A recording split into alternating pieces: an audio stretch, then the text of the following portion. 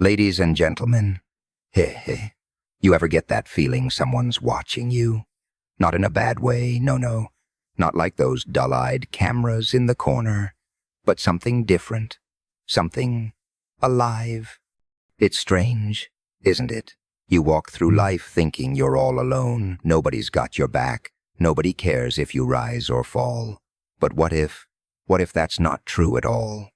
What if there are people unseen, unknown, who've been moving mountains behind the curtain just to keep you standing?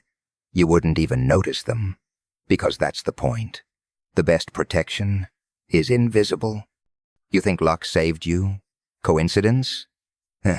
People love that word. Coincidence. No such thing, darling. Someone, somewhere, decided you were worth saving. And you'll never know their name. You ever wonder why some bullets miss? Why the car that was supposed to hit you breaks at the last second?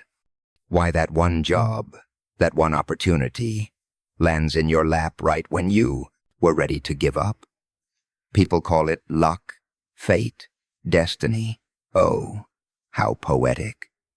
But luck doesn't pay attention to your tears. Fate doesn't care about your deadlines.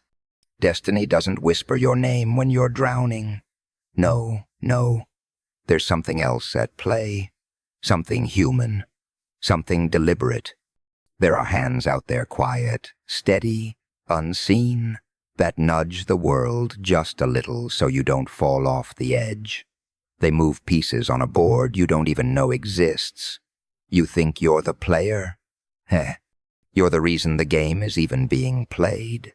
They protect you not because you asked them to, but because somewhere, deep down, you've earned their respect or their fear. Sometimes it's an old friend who never stopped believing in you. Sometimes it's a stranger who saw something in your eyes once and couldn't forget it. Sometimes it's someone powerful, sitting in a high place, pulling strings you'll never see. They don't write letters. They don't sign their names. They don't ask for thanks. Their reward is knowing you're still breathing, that you're still moving, that whatever they did, it worked. You think protection looks like guards, guns, and body armor? Nah. Real protection looks like a phone call that never came, a deal that fell through just in time, a rumor that never reached the wrong ears. You're alive because someone made a choice you'll never know about, and you call it luck. Adorable. But don't get it twisted. They're not saints. No. Some of them protect you because it benefits them. Some because you're a piece of a puzzle they're building. And some just like you. They see the world trying to crush you and decide, not today. That's their little rebellion. Their way of saying they still believe in something, someone worth saving. And you walk through life blind to it all. Every threat that missed you by an inch. Every plan that collapsed before it reached your door. Every person who suddenly changed their mind. That's not random. That's control. Precision. Power. Used quietly. You think protection has to be loud, dramatic, heroic. No. Real power doesn't need applause. It moves in silence. It operates in shadows. It saves lives before the world even knows they were in danger.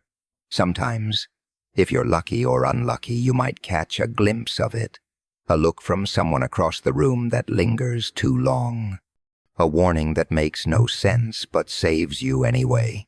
A gut feeling that tells you to stay home tonight. That's them. They don't want credit. They don't need recognition.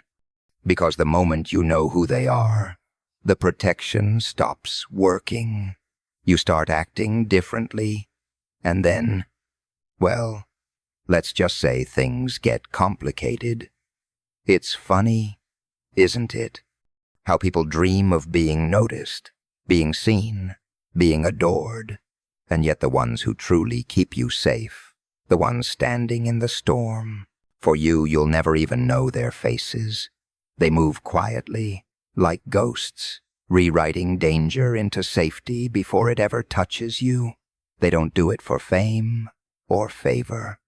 They do it because the world's chaos still frightens them a little, and protecting you makes it feel less cruel.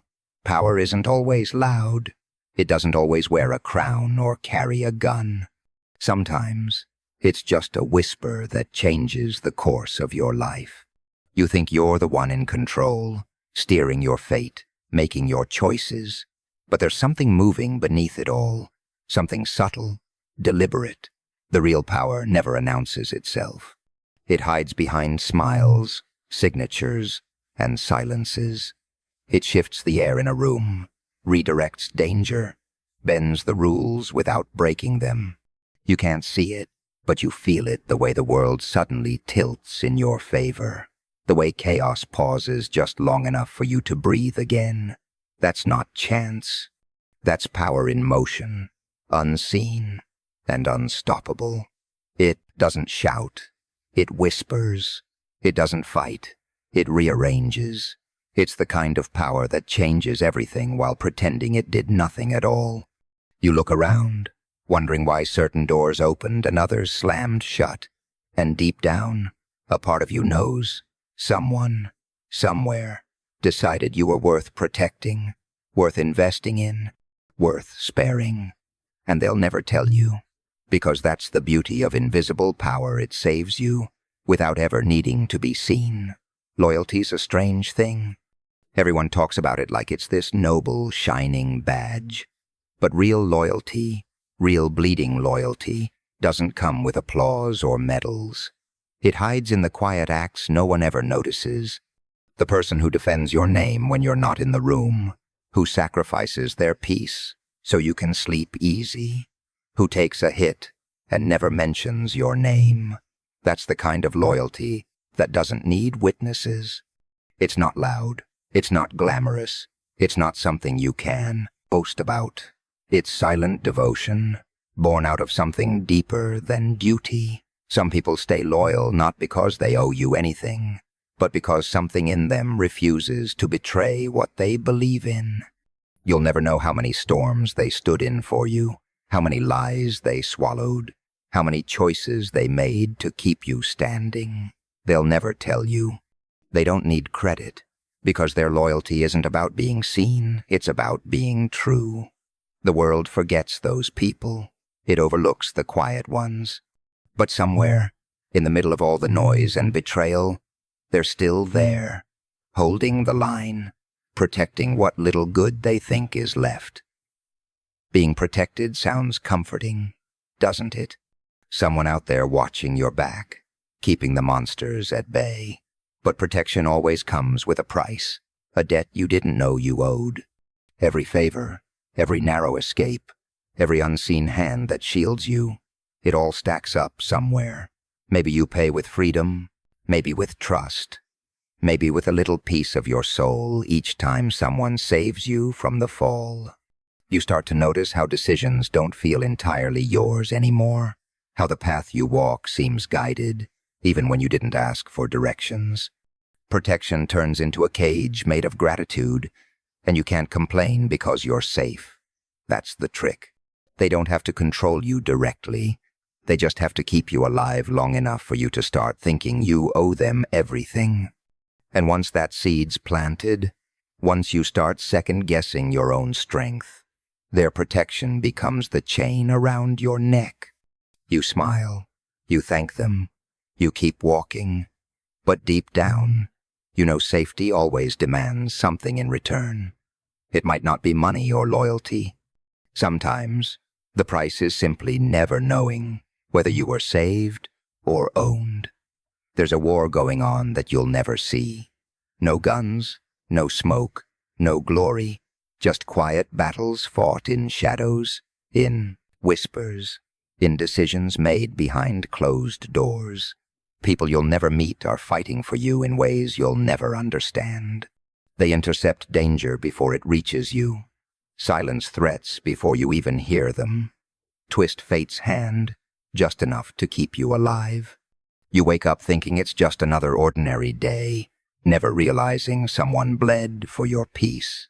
The world keeps spinning, and you think it's luck, timing, divine grace, but it's none of those things. It's strategy, it's sacrifice, it's someone taking a hit so you don't have to. They erase themselves from the story so you can keep living in it. And the cruelest part, you'll never know. You'll never know the faces, the names, the scars they carry for you.